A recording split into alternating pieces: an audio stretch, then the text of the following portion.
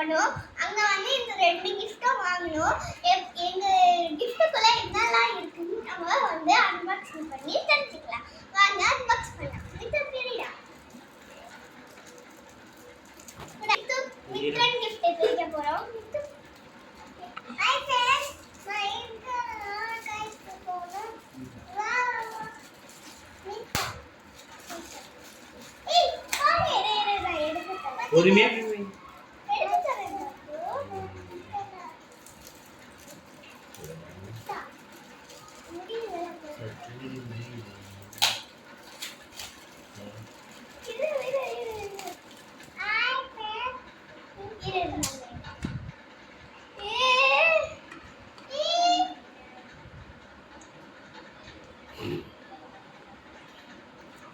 இப்ப எந்த ஓபன் பண்ணலாம்?